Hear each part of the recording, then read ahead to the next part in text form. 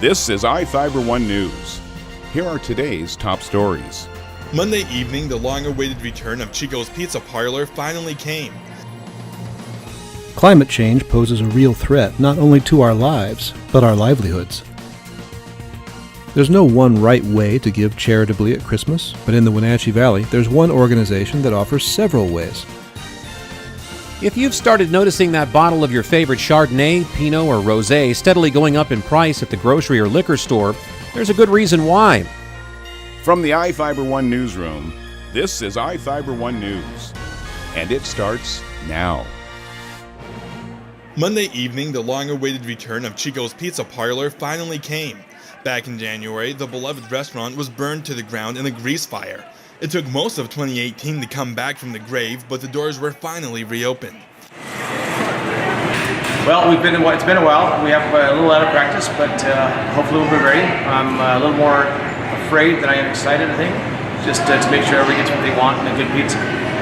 The restaurant was brought back with a new design in the front and the back that helped things run smoothly, especially in the kitchen. Owner Mitch Zorns assures that plenty of precautions have been added to prevent another grease fire. From 2 giant specialized fire extinguishers to automatic kill switches and 5 installed preventive measures. So the oven company actually has 3 different fire preventive measures on the oven built in. And then between the city, LNI, and the fire department, we've installed 2 other preventive measures that will just shut the gas down, shut the possibility of it happening the way that it did again. Chico's managed to bring back the majority of its staff from before the fire. Head chef Alora Boyd was among those returning employees, and she's excited to finally be back. It's exhilarating. I love working, and I love all the staff. I love Mitch, and it's just fun to be back on our feet and doing stuff with it. It's a way better layout. Everything works better for the kitchen, and it flows better, and you can just tell with the staff we all love it. So. The return of Chico's Pizza brought out a huge crowd with a line that was lined up down the side of the building before the doors even opened. We've been coming here since we were little kids and stuff, so we had to be definitely down here. How does it feel to be the first customer in line, to know that you're going to be the first one to order a pizza? Can't wait to get it in my belly. After the customers got inside, longtime fans of the restaurant weren't disappointed. It's nice to be back. It doesn't taste the same. It looks the same.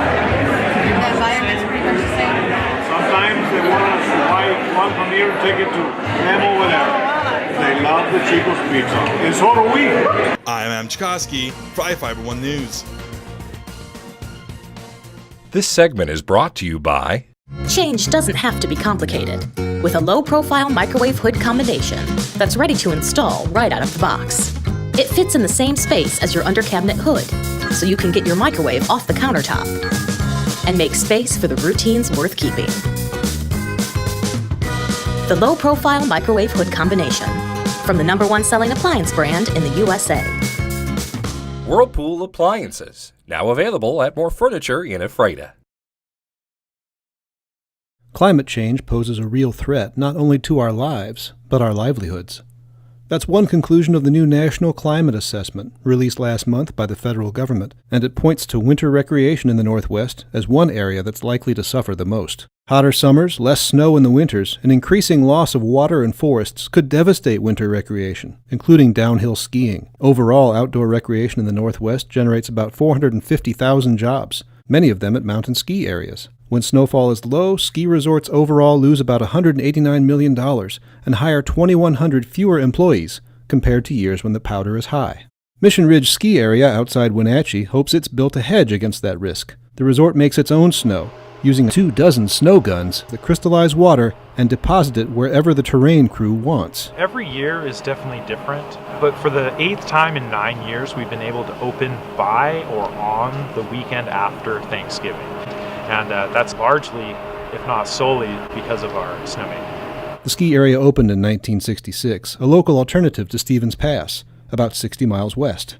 At 4,600 feet elevation, its terrain, its cold, dry air, and its access to water give Mission Ridge a distinct snowmaking advantage. We've got an 18 million gallon reservoir at the top of the mountain, which we pump water from the creek here up to the reservoir. That's not to say climate change can't touch the ridge. It's heavily exposed to wildfire risk, and it wants to expand, with plans for new parking, ski training, and even duplexes and townhomes for overnight guests. That creates a whole new set of vulnerabilities. With our expansion plan, throughout the process, we've been really focused on how do we set the precedent for managing that risk. Jefferson Robbins, iFIBER 1 News. This segment is brought to you by Your taste buds bored? Well, then bring them to Jay's Teriyaki. Not only does Jay's have a variety of teriyaki dishes, they also offer mouth-watering salads and sides. Call Jay's 509-764-5155. Jay's Teriyaki, located at 123 East Broadway in Moses Lake, because it's all in the sauce. There's no one right way to give charitably at Christmas, but in the Wenatchee Valley, there's one organization that offers several ways. The Community Foundation of North Central Washington is an umbrella charity that helps donors orient their gifts to dozens of smaller charitable funds. And for the holiday season each year, the foundation raises money for the Give NCW program. We take applications from any nonprofit who wants to apply, and then they come back and they make the decision as to which are the top 25 that we should put on the catalog and to share with the community and ask the community's support to help them reach their goals. Give NCW channels donations to any of 25 different community funds, all with different missions. Alethea Riding Center, which provides an opportunity for folks with disabilities to ride a horse, court-appointed special advocates for children, a really wonderful program. Upper Valley Connection is also on the list, and they provide a wonderful theater camp for folks with disabilities. Habitat for Humanity is also on the catalog this year, and as we all know, housing is a really big issue in our region. The campaign launches each Thanksgiving and closes December 31st. And when Christmas time approaches, Stipes says donations start to ramp up.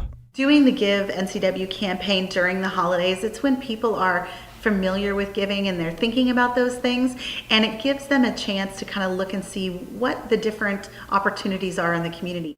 The foundation has been a successful conduit for local charities. Last year, it took in $5 million in donations and gave out more than $5.5 million. You can make your contribution to benefit charities in Chelan, Douglas, and Okanagan counties at givencw.org. Jefferson Robbins, iFIBER 1 News. If you've started noticing that bottle of your favorite Chardonnay, Pinot, or Rosé steadily going up in price at the grocery or liquor store, there's a good reason why, and it all has to do with the materials used in containing them. Since the beginning of the year, the price of both cork and glass has been steadily on the rise worldwide, and this in turn has caused a trickle-down effect to consumers, which is leaving them with a bitter aftertaste at the cash register. So what we're seeing on the cork side of the market in terms of inflating prices is when we delve into the farmer region of the forest, the actual corkwood bark is increasing in cost. And what we're also seeing is new competitors in the marketplace, such as DM, that use microspheres and plastics in their product, are now buying up a lot of the granulate or the recycled material that's out there from the corkwood, causing a lot of the large cork suppliers to buy a lot further in advance and compete in the forest, which is driving up costs because you're essentially bidding as that corkwood becomes available in the forest. While the wine industry's escalating cork prices are due to some of the fundamental laws of supply and demand, the trade's soaring prices for glass vessels is centered more around global politics. On the glass side, what we're really seeing is the global trade situation with the tariffs that have been imposed from the U.S. to the Chinese marketplace.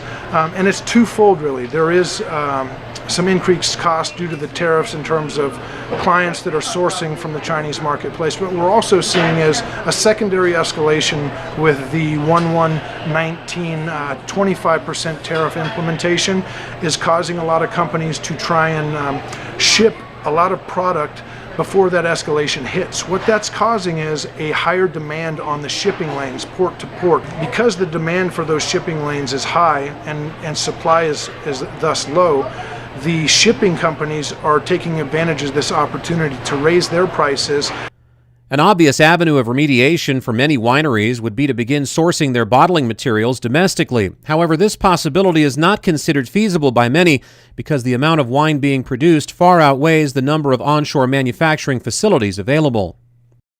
The fact is that our current domestic supply cannot handle all the capacity that is currently being sourced from overseas. And because of that, you're going to see situations where, although they would like to take on all the business that is currently being sourced from overseas, it's just not feasible. So there's going to be financial impacts that trickle through to the consumer. Although there is no official end in sight to the international factors related to the cost increase of glass just yet, there are some positive signs of posturing which are beginning to occur that could suggest a return to historical prices soon. We are seeing some positive momentum and some bending of both governments starting to take place. Now that said, it is a loaded question because at this point the 10% tariff did go into place. So at this point in time we do have to assume that the 25% tariff is going to take place. There is an end in sight, there is a lot of posturing, but we do feel that this is temporary, and once this political posturing becomes an opportunity to shake hands and make this a thing of the past, that costs and pricing will become more in line with historical prices. Reporting for iFIBER 1 News, I'm Chris Hansen. This is iFIBER 1 News. For more information on these stories and other news, visit us online at iFiber1.com or check us out on Facebook.